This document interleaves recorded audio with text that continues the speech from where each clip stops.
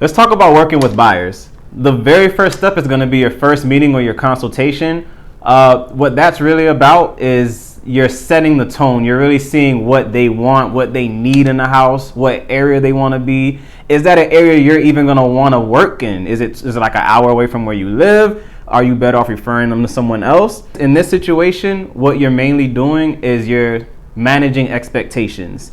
You're hearing out exactly what they want, and you're matching that with your experience of finding that type of property for the price range they're talking about, and just making sure it works. So if you honestly in your heart feel that it's going to take months in order to make this happen at the price range they're looking at, maybe there's slow inventory in your area, or maybe their price range just doesn't match where they want to be. Just let them know straight out the gate. Don't leave it up to chance. Don't just say, I'll try to figure it out, and then they're pissed off at you later down the line. If you set the tone up front, they know you know what you're talking about. You're legit. Everyone's on the same page, and we can have a happy transaction. After that first consultation, it's time to start shopping for and with your buyer. Don't just set them up on an auto notification list, let them go, forget about them, and just wait to hear from them. What I personally do is, depending on how many buyers I have at the time, I'll blind copy myself on all their automatic search results.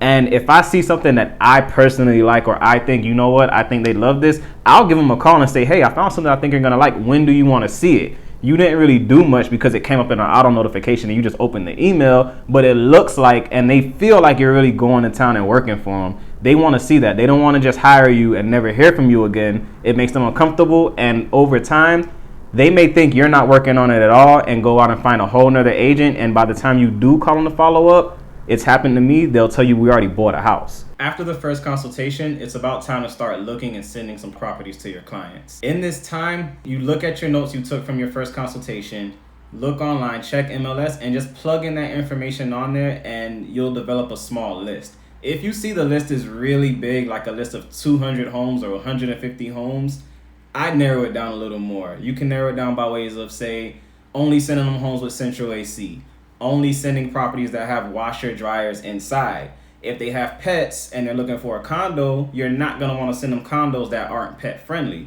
It doesn't make sense. So it's really important to listen to your client, understanding that everyone's needs are different, and sometimes it takes you to tell them what's more ideal, because if you leave it all up to them and say pick a house, that's very stressful. It's a very big decision.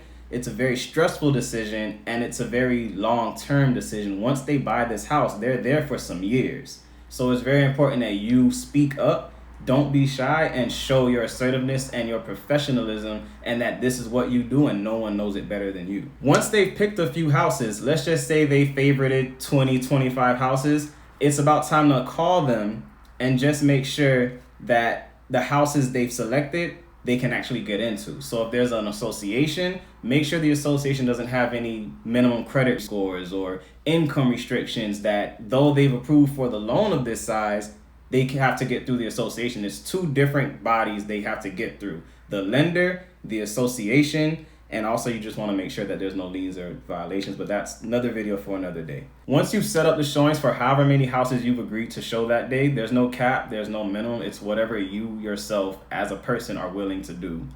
You have a choice. You can either have your client meet you at the first house and they follow you from house to house, or you can choose a meeting place like your office, have them get in your car, drive them around to house, and then come back to the office, where you can probably go for the close and see if they want to go upstairs or into your office and send an offer. I personally rather just meet me at the house, follow me from house to house, just because I'm usually so busy and I have multiple clients that want to see houses on the same day. By the time I'm done with one showing, I'm already gone on to the next, so I don't have time to pick you up and drop you back off. Also, sometimes I don't want to talk. So there's times where there's people in my car and they just want to talk to me the entire trip. And sometimes there's traffic, and you can really imagine how frustrating that is, and you don't want to lose a client being rude. So I just avoid it and just meet me there. Once you're at the showings, at the first house, if you get there a little earlier, which I tend to try to do, I try to get there maybe 5, 10 minutes, 15 minutes before the actual appointment for the first house. I go inside, make sure the lockbox works. It sucks when your clients are standing right there at the door watching you struggle with a lockbox, not being able to get in. It looks like you forgot to set up the showing. it looks like you don't know what you're doing, and it looks like you're trying to break in. And I mean, I've had the police called on me maybe 3 or 4 times. Once you got in, I like to walk around the house. Number one, you're making sure it's clean. If there's like something random on the floor, like one thing, I'll pick it up. If there's a broom, I've swept up a house just to make it look a little better.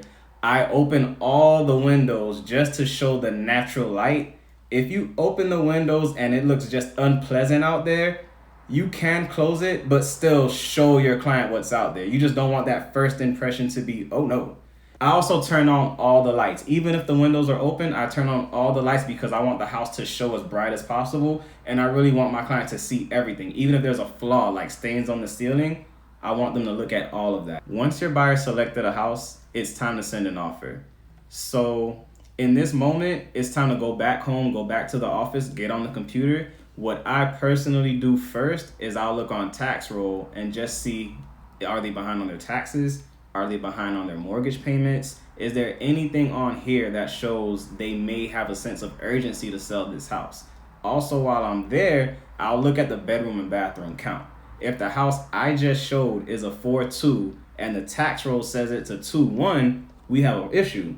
Not to say they're gonna have to demolish the house, but the government, the local tax ordinance, they are gonna need to know how many bedrooms and how many bathrooms are in this home. And once they find out and update it, the taxes more often than not will go up. That's probably the reason most people don't report it.